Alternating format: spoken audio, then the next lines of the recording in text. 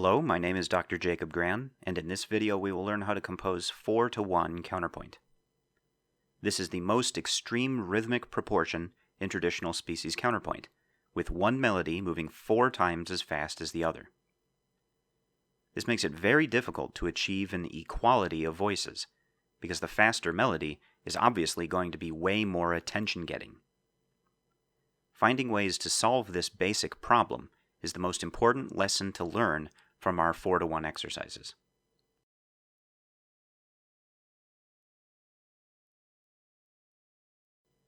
Four-to-one exercises are written in quadruple meter, usually 4 quarter notes in the counterpoint melody against each whole note in the given melody. The first beat of each measure is the downbeat, and just like in all the previous exercises, only consonant harmonic intervals are permitted on the downbeat. Of the other 3 beats, beats 2 and 4 are the weakest, and are allowed to have dissonances as well as consonances. Beat 3 is the interesting one. It is the halfway mark between the 2 downbeats, and it is accented compared to beats 2 or 4. As an accented beat, beat 3 usually forms consonances, and I'll show why in just a moment. But unlike the strongly accented downbeat, beat 1, beat 3 is capable of having dissonances under special circumstances. Here is a typical example of unaccented dissonance in a quadruple meter. We have a consonant 12th on the first downbeat, a dissonant passing tone on the unaccented beat 2, a consonant 10th on beat 3, and another dissonant passing tone on the last unaccented beat of the measure. Here is a slightly different example with a dissonant neighbor on beat 2. I explained in the previous video on 3-to-1 counterpoint why we won't be putting dissonant neighbors on the final beat of a measure. So, in our 4-to-1 exercises, the only dissonance allowed on beat 4 is the passing tone. From these examples, it should be easy to understand why beat 3 usually forms consonant harmonic intervals. Remember that dissonant passing tones and dissonant neighbor notes always happen in between 2 consonances. So when those dissonances happen on beats 2 or 4, beat 3 then has to be consonant by definition. Here is an example of a dissonant passing tone occurring on the accented third beat of the measure. Notice that in order to form this dissonance on beat 3, beats 2 and 4 had to both form consonant intervals with the given melody. This is that special circumstance that I mentioned a moment ago. My analytic diagram of this measure shows the dissonant passing tone B as a passing tone between the consonances A and C on either side. But it would also be acceptable to think of the passage in this way. Here we are using our analytic notation to show a larger passing motion between beats 1 and 4. From this perspective, the underlying relationship is basically 2-to-1, a consonant 5th on the downbeat and a consonant octave on beat 4.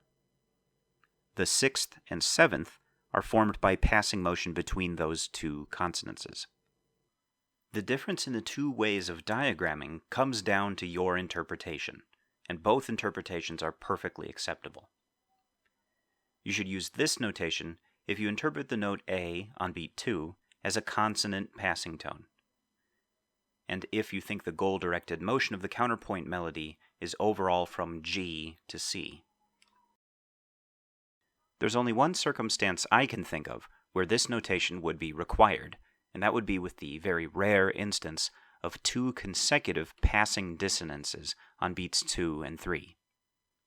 Here we have a dissonant diminished 5th on beat 2 and a dissonant 4th on beat 3. Both of these dissonances are generated as passing motions filling in the span of a 4th between the consonant tones G and D.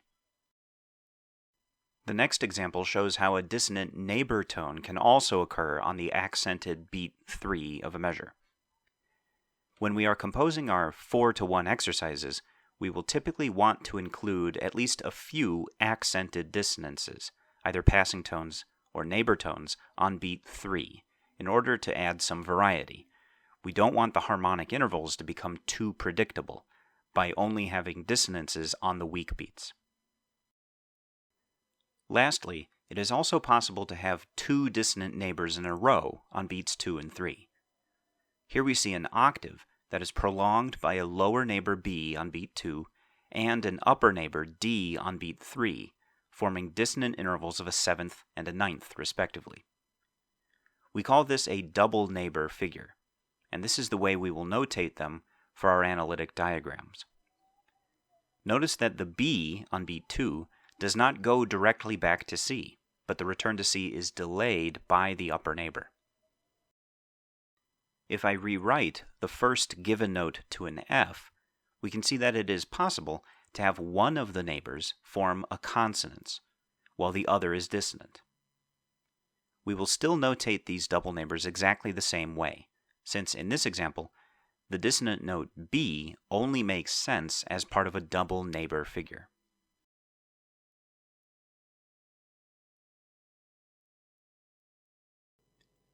In first species, written in whole notes, stepwise motion will move your melody a distance of a diatonic second on the next downbeat. In a 2-to-1 exercise, stepwise motion will cover the interval of a third. In 3-to-1, you will cover a fourth. And in 4-to-1 counterpoint, the melody will move a fifth to the next downbeat. I'm showing the melodies ascending stepwise, but of course this is just as true descending. So, if we want our melody to move far away from one downbeat to the next, that was pretty difficult in 1-to-1 exercises, where we would need to include a large leap with a recovery or something like that. But it becomes quite easy in 4-to-1 counterpoint. We will have no problem establishing a convincing high point for our melody, or giving the melody a good range to cover. Instead, in 4-to-1 counterpoint, the problem is going to be finding ways to allow the melody to stay still. If we want to go to a nearby note from one downbeat to the next, we need to find ways to slow down the distance covered by our 4-to-1 counterpoint melody. Let's use Fuchs's 4-to-1 counterpoint from Gradus ad Parnassum and Mozart's edited version of the same exercise as examples of how composers deal with this problem.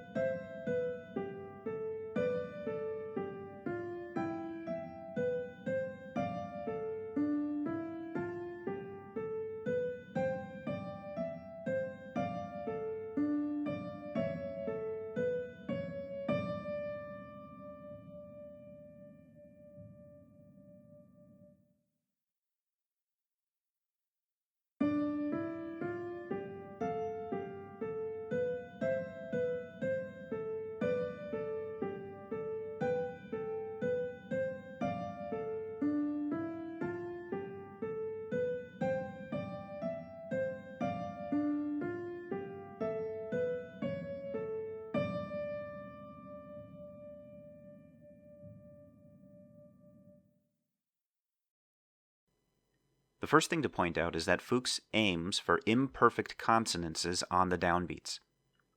On his downbeats, we see a perfect octave, sixth, third, third, 10th, third, 10th, a perfect fifth, third, third, and a perfect unison. So the majority of the downbeats are imperfect consonances, and we should try to follow Fuchs's example. It shouldn't be too hard to find a note that is either a third, a sixth, or a 10th away from the given melody for each downbeat. Getting from the first downbeat to the second is pretty easy. Since stepwise motion upwards will bring Fuchs's melody to an imperfect consonance for the next downbeat, he goes ahead and does that. Stepwise solutions are always very fluent. But for the next downbeat, Fuchs aims for the note C, which will form a third. These downbeat notes A and C are pretty close together, and so Fuchs needs to find a way to waste time with his counterpoint melody. He decides he's going to use an embellishing tone on beat 2, so that he can return to the note A on beat 3 and then a dissonant passing tone B will get him to his goal tone C. Mozart replaces Fuchs's embellishing tone with a dissonant lower neighbor tone, G. I mentioned in the last video that Fuchs didn't believe in teaching the dissonant neighbor tone, so that wasn't an option for him, but it was for Mozart, and it will be for our exercises. I want to point out that even though Fuchs's embellishing tone is consonant and Mozart's neighbor tone is dissonant, both notes serve the same compositional role of slowing down the forward progress of the melody so that we can reach our nearby goal of C on the next downbeat.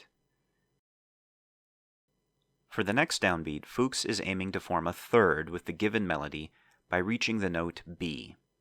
So he needs his melody to only move down a step from the previous downbeat. Fuchs uses a figure known as the nota cambiata, or changed note. This B on beat 2 forms a dissonant fourth below the given note E. But this dissonance is left by a leap down to G, which means that it is not a passing tone or a neighbor note. Fuchs allows the dissonant cambiata because it was an accepted idiom in the style of Palestrina, and he wanted to take Palestrina as his model. But later theorists and composers typically frown on the cambiata, since we are trying to teach a style-neutral form of tonal voice leading. Mozart replaces the cambiata figure with another dissonant neighbor tone, followed by a leap from C to A so that the B on the next downbeat is formed as a recovery of that leap. In the next two measures, Fuchs moves from a third between B and D to a tenth between E and G. This measure is very nice due to the contrary motion between the upper voice leap and the stepwise descent in the counterpoint. But then in the next measure, Fuchs needs to compose a very choppy counterpoint melody in order to reach his intended downbeat consonance of a third between D and F. The funny thing is that he finds it easier to reach the high D a seventh above rather than the D a step below, which would have formed a tenth, because again, in 4-to-1 counterpoint, sometimes it's easier to move a large distance than to move a short distance. In this measure, Fuchs leaps an octave from E to E, then leaps in the opposite direction to B, before a consonant passing tone C allows him to approach the downbeat by contrary motion.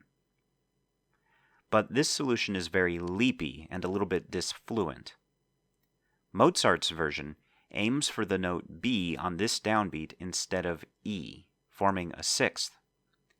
And he is able to do that because he has the option of a dissonant neighbor note, A, to slow things down on beat 2. Stepping back now and looking at the first half of these exercises, we can say that Mozart's is much more conjunct and stepwise. Small changes in direction don't obscure the obvious goal-directed motion upwards. Fuchs's counterpoint includes these returns to the low register that mean that his melody is much more twisty and turny. Now, we should keep in mind that Fuchs was more or less composing with one hand tied behind his back, since he wanted to avoid using dissonant neighbor notes. But this just goes to show how useful neighbor notes can be in improving the large-scale fluency of a melody. For the next three measures, Mozart and Fuchs agree on the best continuation. Notice that this passage begins and ends on the same interval of a third between D and F. Fuchs knows that he needs space for his counterpoint melody to move through, so he begins by opening up a large registral gap with these two consecutive downward leaps that displace the melody by an octave. That gives the melody motivation to fill in that gap, ascending in smooth stepwise motion back into the high register in contrary motion to the given melody. Mozart and Fuchs depart again for the approach to the cadence. Fuchs's counterpoint between these two downbeats is almost comical. He only wants to move a half step from D to C sharp, but in order to get there he has to leap all over the place. These kinds of leaps are conceptually related to the embellishing tone, since they arpeggiate through a single harmony, in this case a D minor triad. If you are going to use these kinds of arpeggiations in your exercise, I would say use them only as a last resort. And even then, know that they are much more idiomatic in the bass voice, written below a given melody like we have here, than as a melody, for instance. One of the reasons Fuchs needs to bend over backwards in order to accomplish this cadence is because he is following another of the older rules of counterpoint, that the penultimate tone of the counterpoint melody must be the leading tone. So he cannot use Mozart's cadence formula for that reason. But I think Mozart's cadence is quite smooth and common in real music, so we will allow it. Another option for this passage that would have been possible for Fuchs was this one, although even this isn't perfect because it forces him to reuse the ascending scale figure that we just heard in the previous measures. Here are the cadence formulas that we will use in our 4-to-1 exercises, above and below the given melody. There are, of course, more options now, because we have more beats per measure to play with.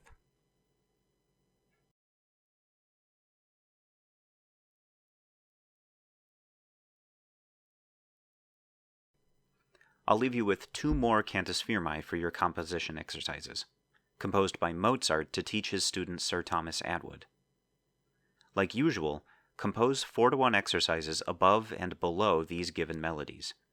Do your best to audiate the exercises in your head, and convert your finished compositions into analytic diagrams, using the methods we discussed earlier. Stay tuned for the next video, when we will discuss the third and final fundamental voice leading dissonance, the suspension.